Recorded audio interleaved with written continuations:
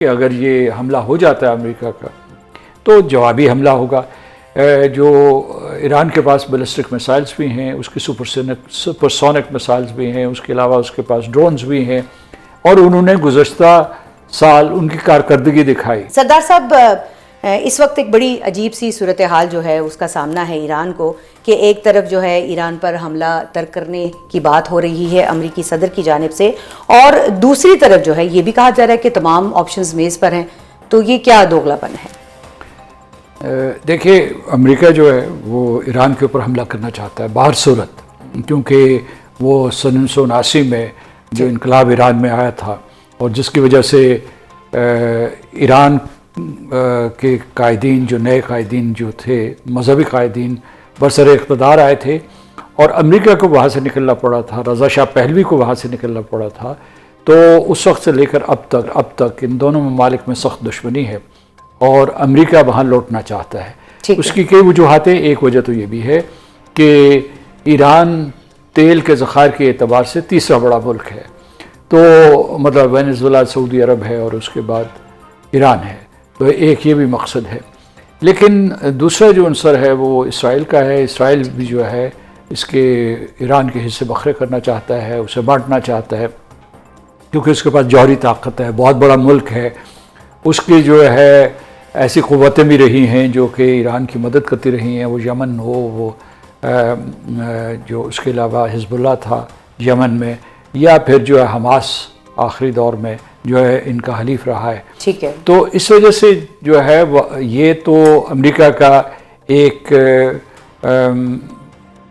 ایک قسم کا مقصد ہے کہ کسی طریقے سے ایران میں نظام حکومت کو تبدیل کیا جائے. اگر میں کہوں کہ ایران کے اندر جو بے امنی ہے اس کے حوالے سے الزام لگایا جا رہا ہے کہ امریکہ خود یہ بے امنی جو ہے وہ پھیلا رہا ہے اور اس کو ہوا دے رہا ہے، تو آپ اس سے اتفاق کرتے ہیں؟ جی، اس کو خارج از امکان نہیں قرار دیا جا سکتا. اس کی وجہ یہ ہے کہ اسرائیل نے، آپ کو پتہ ہوگا کہ گزشتہ برس جو جنگ ہوئی تھی اس میں اپنے جاسوس بھی بھیجے ہوئے تھے، اپنی ٹیکنالوجی بھی بھیجی ہوئی تھی، ڈرونز بھی بھیجے ہوئے تھے، اور اس کے بعد انہیں پتہ تھا کہ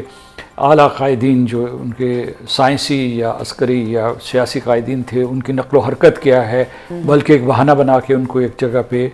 بلوایا گیا تھا اور پھر ان کو قتل کیا گیا تھا. تو اسرائیل جو ہے اس کے اثاثے وہاں موجود ہیں پورے کے پورے ایران میں. ابھی بھی جو ہے ان کا پورے طریقے سے ایرانی حکومت قلع خواہ نہیں کر سکی ہے.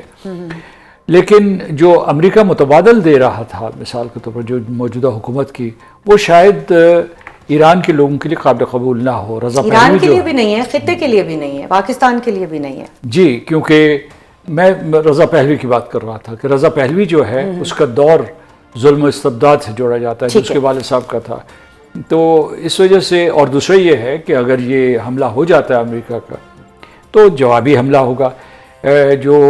ایران کے پاس بیلسٹک میسائلز بھی ہیں، اس کی سپرسونک میسائلز بھی ہیں، اس کے علاوہ اس کے پاس ڈرونز بھی ہیں،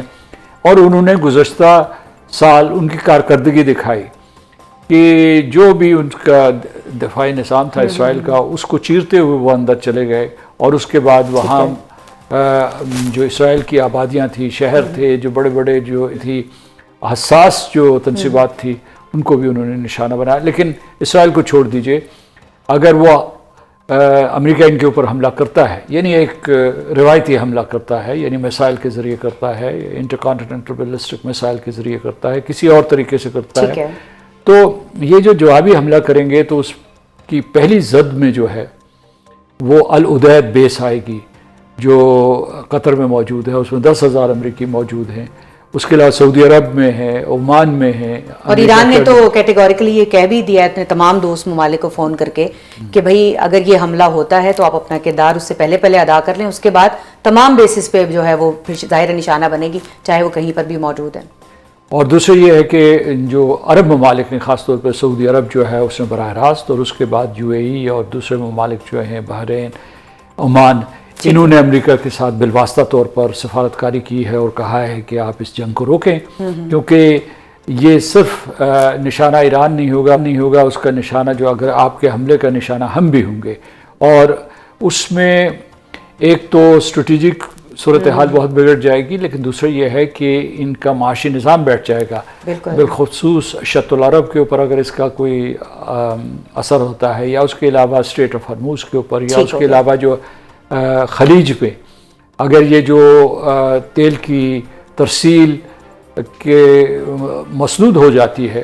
تو اس کی وجہ سے عالمی منڈی جو ہے ایک بہت بڑے بحران کا شکار ہو جائے گی۔ ایران کی جانب سے چابہار بندرگاہ جو ہے اس سے عملی طور پر علیحدگی کا ایک اعلان جو ہے وہ سامنے آیا ہے۔ اب جو موجودہ صورتحال ہے اس میں آپ کیسے دیکھتے ہیں، اور ایران کے حوالے سے جو بڑے انکشافات خود بھارتی میڈیا کے جو اپنے رپورٹس ہیں ان میں بھی کیے گئے ہیں کہ جو چابہار بندرگاہ ہے وہ را کے لیے، مذموم مقاصد کے لیے بھارت جو ہے وہ اس طرح سے استعمال کر رہا تھا ایران کے اندر جو ہے وہ انریسٹ کریٹ کرنے کے لیے۔ تو اب آپ یہ کیا دیکھتے ہیں کہ چابہار بندرگاہ کی بندش سے بھارت کو کتنا بڑا سیٹ بیک ملے گا، اور ایران پر کیا اثرات ہوں گے اس کے؟ دیکھیے، چابہار گزشتہ برس جو ہے دو طرف سے نشانہ بنا ہے۔ ایک تو جو ہے ایران کی طرف سے، ایران کو پتہ چلا کہ چابہار جو ہے وہ سراغ رسانی کے لیے، جاسوسی کے لیے ایک اڈا ہے، اور ہندوستانی اسے استعمال کرتے رہے ہیں امریکہ کے لیے اور اسرائیل کے لیے اور پاکستان کے لیے۔ پاکستان کی شکایات پہ تو انہوں نے کوئی زیادہ اتنی توجہ نہیں دی، لیکن انہیں جو پچھلی جنگ ہوئی تھی اس میں پتہ چلا کہ وہ کس طریقے سے براہ راست ایران کو بھی نشانہ بنا رہے تھے۔ ٹھیک ہے۔ اور دوسرا حملہ جو ہے وہ خود امریکہ کی طرف سے، امریکہ نے جو ہے چابہار کے اوپر جو ہے اپنی سینکشنز بڑھا دیے ہیں۔ انہوں نے ایک قسم کی چھوٹ دی ہوئی تھی ہندوستان کو کہ چابہار کے سلسلے میں ہندوستان کو گزشتہ برس تک بہت چھوٹ ملتی تھی، وہ S-400 ہو رشین فیڈریشن کا جو ان کا میسائل ڈیفنس سسٹم تھا، یا چابہار ہو تو، یا چین کے ساتھ جو اس کے مراسم ہیں، تو اس کی وجہ سے جو ہے وہ اتنی معاشی پابندیاں نہیں لگتی تھیں۔ تو